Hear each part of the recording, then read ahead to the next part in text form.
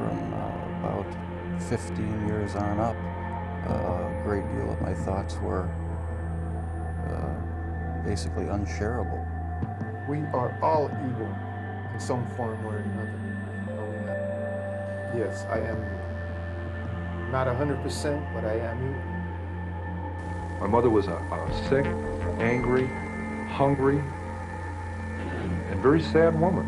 I hated her, but I wanted to love my mother. This is Serial Killing, a podcast. Hello again, Murder Fam, and welcome back to Serial Killing, a podcast. My name is Alyssa Carroll, and I am the creator and host of @serial_killing on Instagram, where we go through the life stories of serial killers to see if we might catch a glimpse of why they displayed their famous, vile, and disturbing behaviors. I want to give a special thanks to some of my patrons: Kaizen, 2 Emmas, Emily, Gabrielle, Galen, Cassandra, David, John, and my girl Judy. Thank you so much. Now, this podcast is going to be a little bit different because the serial killer is still unknown. This podcast is going to be about the Cleveland Torso Killer, sometimes called the Cleveland Torso Murderer, but he was also known as the Mad Butcher of Kingsbury Run. And thank you to a fellow Murder Fam member, Mike, for telling me that it's perfectly okay to break this into 2 parts because I really want to give this case at least a modicum of the time that it deserves. So to get into the story, I must first set the scene. The early 1930s were a very difficult time for the United States.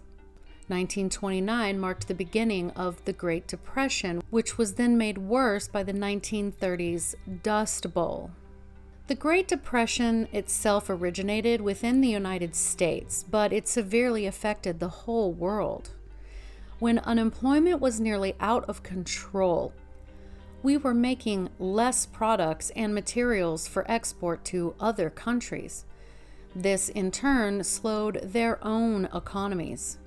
It was quite literally the greatest and longest economic recession in modern world history. Now, people had to survive any way that they possibly could. One of the mottos of that time was, quote, "Use it up, wear it out. Make do or do without," unquote. Now, a lot of people struggled really hard to be able to even keep their own homes and automobiles. Homemakers had to find very creative ways to stretch out how long their food lasted. Churches would organize potlucks where people could come and share food, and then that would give them some form of socialization and entertainment. Now, in some towns and cities, the local government allowed people to grow food in abandoned or vacant lots called, quote, thrift gardens, which I love the name of. There you would see office workers working the soil right alongside very experienced gardeners. But make no mistake, there were many families just on the brink of starvation. And then, if things weren't bad enough, people desperate to move on to areas where they could do more farming and have better living conditions was a catalyst in what was to become known as the Dust Bowl. Government programs opening up land led to a massive influx of new and inexperienced farmers that settled in the Great Plains, so kind of northwestern Texas, Oklahoma, Kansas. It even kind of touched on southeastern Colorado and just the very tip of New Mexico. So farmers settled their land and began to plow the beautiful and flat grasslands. Some scientists then, anyway, actually believed that the people homesteading in that area and farming would somehow change the climate from the pretty dry area to perhaps a bit more lush and humid. How very wrong they were.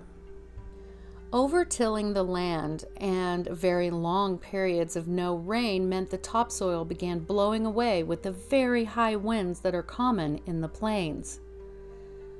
And the cherry on top was that there was also, during this time, a very severe drought that also hit that area in the beginning of 1931.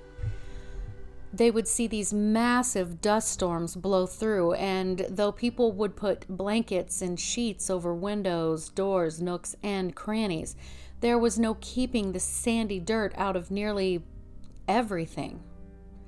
The material would drift like snow around the houses and nearly block doorways. The air itself was almost non-breathable.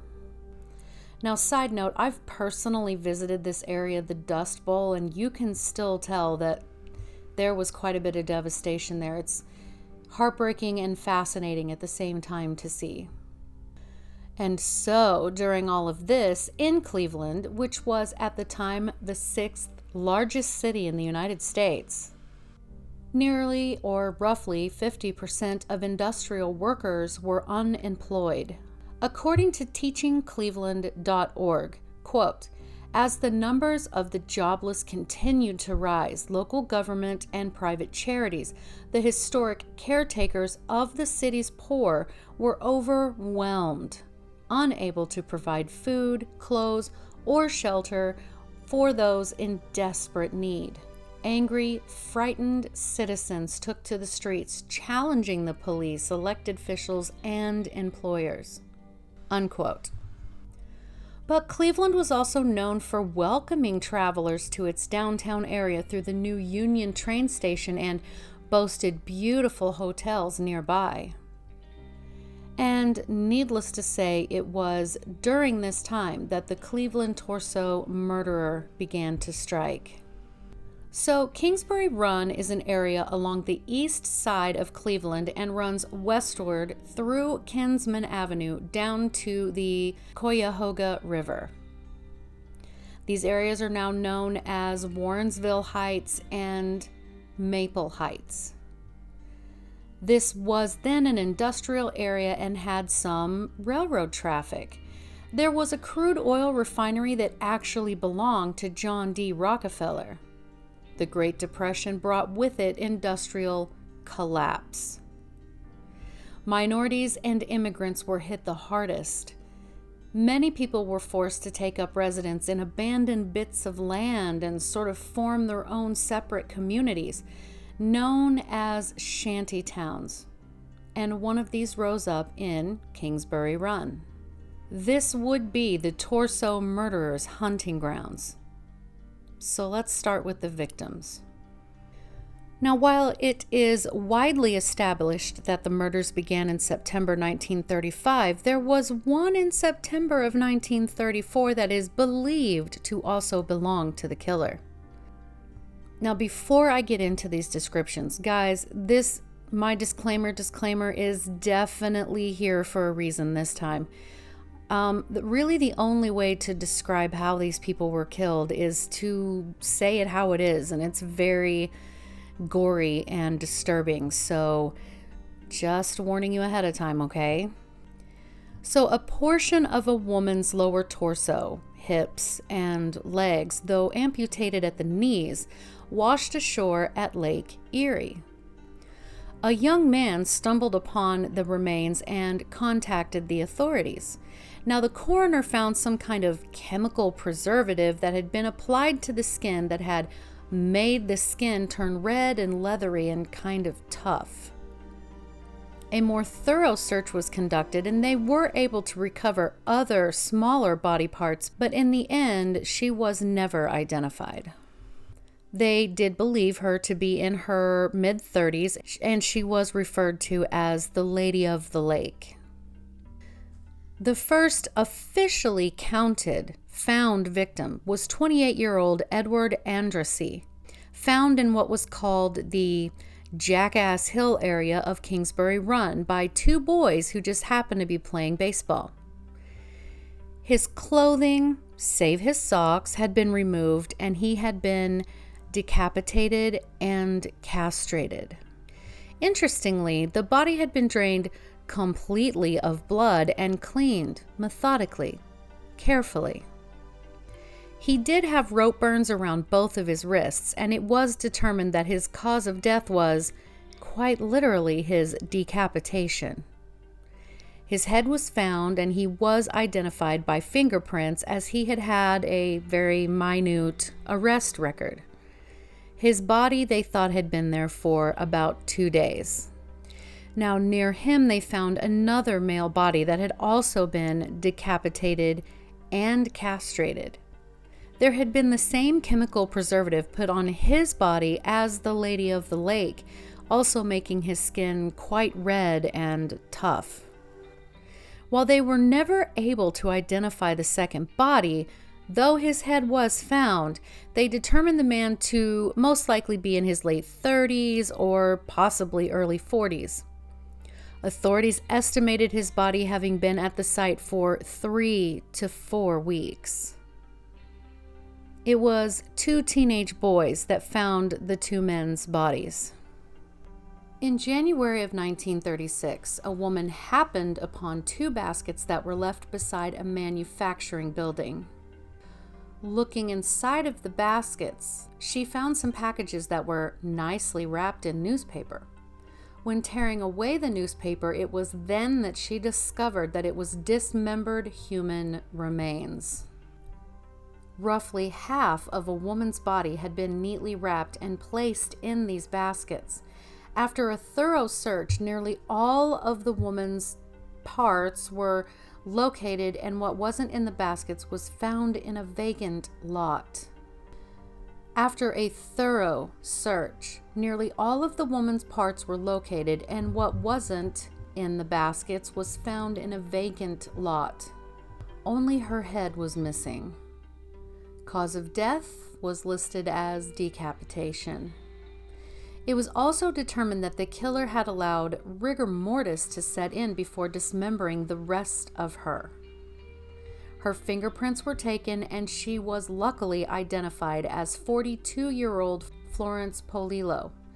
She had been a waitress, she had been a barmaid, and a sex worker.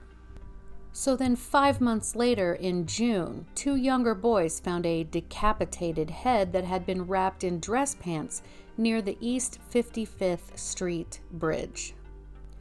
This roughly 25-year-old young man, who was never identified, also had been decapitated while he was still alive. The rest of his body was found near a railroad police building, and he had also been drained of blood completely and washed clean. They determined he had been dead for roughly 2 days. The victim had not been dismembered, save his head, though he did have what was described as very distinct tattoos. Now, with his head, though, they made a plaster reproduction and put it on display, along with a description of his various tattoos. More than 100,000 people saw the death mask, but again, he was never identified.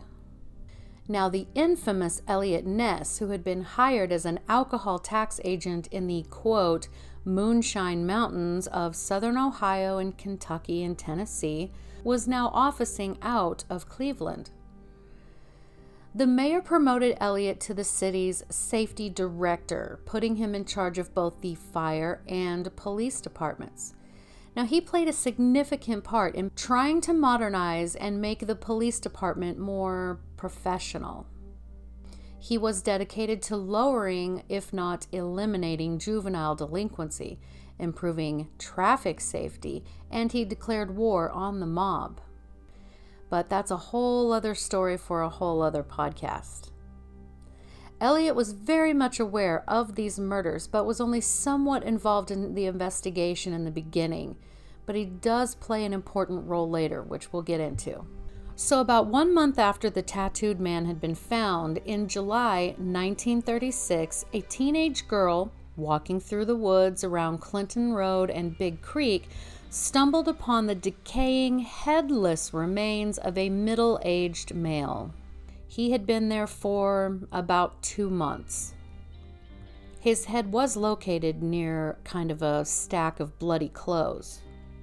There was enough blood that had soaked into the ground to make it pretty obvious that the man had been murdered right where his body lay and died while being decapitated.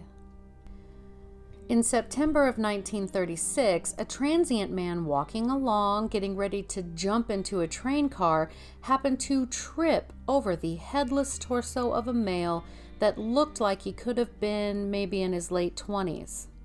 The police called to the scene, searched an old swimming pool, which at this point was nothing more than a giant sewer, and he sent divers down into the water to recover the lower half of the torso, along with only sections of both legs. Now, this particular search became a public spectacle. There were literally hundreds of people standing around watching this search, and it was believed the killer was possibly among them. The coroner stated that this man was also murdered during his decapitation, and upon further inspection, there didn't appear to be any, quote, hesitation marks in the disarticulation of the body, unquote, which meant that the person who murdered this man was very familiar with human anatomy and was confident in his task. And get this little disturbing fact, Murder Fam, he was able to decapitate these people with one swing, clean through. Yes, you heard that correctly.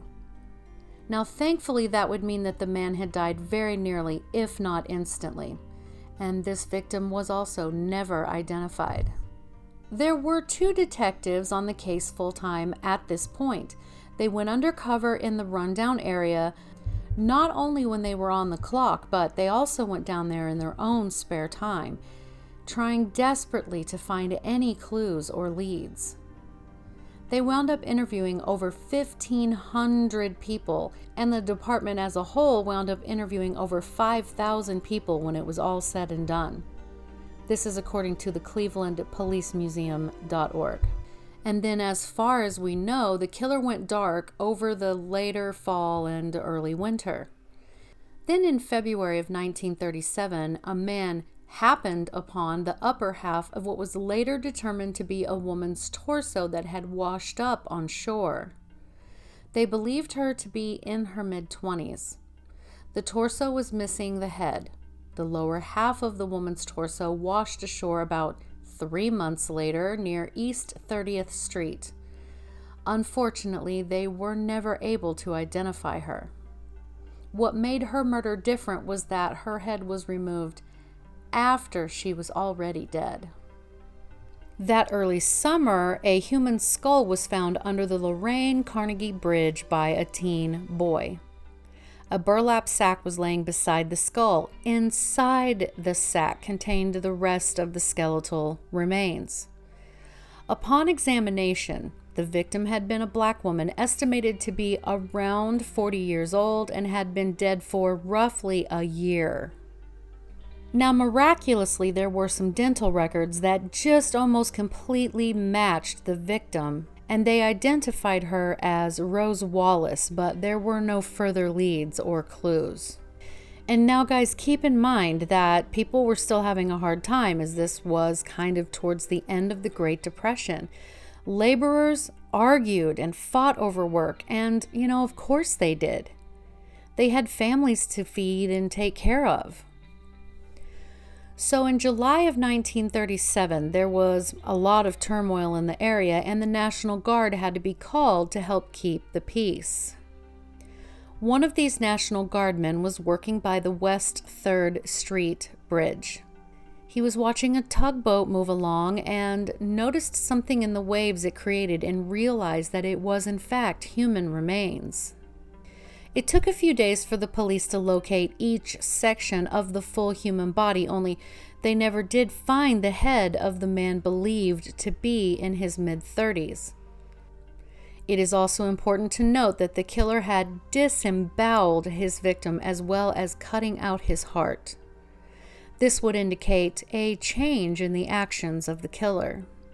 He had gone from, quick, clean cuts, allowing the body to drain of blood, and then savoring the body by washing it and making it clean again, to dismemberment with anger and violence. And then after this, the killer went quiet until April of 1938. It was that April that another young worker walking to work along the river found the severed lower half of a woman's leg. A portion of one of her thighs was floating in the water as well.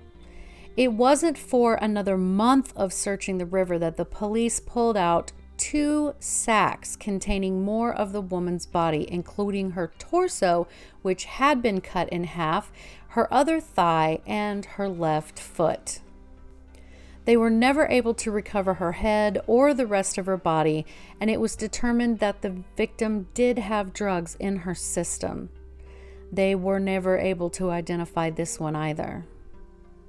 So, in August of 1938, 3 men were going through old metal at a dump site, kind of foraging and scavenging to be able to sell for money, when they found a female torso that had been wrapped up inside of a double-breasted blue blazer, which had also been wrapped up inside of an old hand-sewn quilt. Nearby, they also found a newly built box, and it contained the arms and legs and head of the female victim, carefully wrapped in brown butcher paper with rubber bands to hold it together. But the way this victim was handled was so vastly different than the first victims. According to the Cleveland Police Museum, the coroner determined that some of the body had indeed been refrigerated. While continuing to look for the rest of this woman, the police found a second victim nearby. Now, another interesting fact is that these remains, these 2 bodies, had been purposely placed within full view of Elliot Ness's office window. Needless to say, it did get his full attention, since he had only been kind of peripherally involved in up to this point. If you remember, he was elbow deep in police reform and other programs, though history likes to immortalize him as being quite key in this case. But now, Elliot was furious. He wasn't happy about the amount of attention the torso killer was receiving in the press, and created, for the times, a very unconventional way to try and stop the killer. He assigned the task to the editor of the Cleveland Press, who then picked 8 men to go undercover that had connections or ties to the seedy underworld of the area. These men were literally on the press's payroll. Now, Elliot, along with 20 other police officers, marched right down to the Kingsbury-run shantytown in their squad cars and police vans and grabbed nearly 60 people who lived there to take back to Central Police Station for questioning. It was then said that the firemen were instructed to search the now empty structures, then burn down the ramshackle housing. Elliot then ordered the fingerprinting of every person gathered to be able to identify them should they become the next victim. He believed clearing out that area might save lives. However, other newspapers told the story as if he were punishing the poor and less fortunate, which created a lot of public outrage. Of course, not deterred, Elliot put together a team to go door to door in a 10-square-mile radius to search homes for any kinds of clues. He didn't have search warrants, so he used the excuse of looking for, quote, fire code violations. Unfortunately, this did not lead to any breaks in the case. However, what Elliot's actions did do was apparently stop the murders, or at least the ones connected to him. So guys, let's work on a profile. The Cleveland Torso Killer, aka the Mad Butcher of Kingsbury Run, has yet to ever be definitively identified. It is widely accepted that the killer was male, and it is believed that he was most likely very large and quite strong. Consider for a moment the amount of strength and precision it would take to decapitate a person with only one swing. It was evident that he had to have some knowledge of human anatomy, and experts then surmised that he was a physician or a butcher, hunter, or some other trade where he would have developed quite a skill at cutting flesh. We also know that the killer took pride in his work, leaving bodies to be found pretty easily and packaging some up like Christmas morning presents. He wanted what was left of his prey to be found, and his prey of choice were homeless people and transients. The killer also displayed a very high level of sexual deviance due to the mutilations and castrations, and had a desperately hostile, antisocial side to him, as evidenced by him leaving the bodies just out in the open. The killer also didn't really mess around when it came to his victims. It is not believed that he kept any of them for any length of time, and nearly, if not all of them, died as a result of their beheadings. Not beatings, not shot, not stabbed. None of that. And while researching the details of this case, I failed to see any further mention of these two facts that really stuck out to me. One, this person had to be from money or have a lot of money because he could afford a refrigerator. A new fridge in 1937 was the equivalent of almost $3,000 today. There were some different kinds, gas and electric, which would still cost money either way. And remember, these were tough times for most people, but this man could afford to pay his electricity bill and had the leisure time to do the things that he did. Now, were he a butcher, that could change things a little bit. My second point is that one of the heads was wrapped in a double-breasted blue blazer. This just means that the buttons were on both sides of the jacket.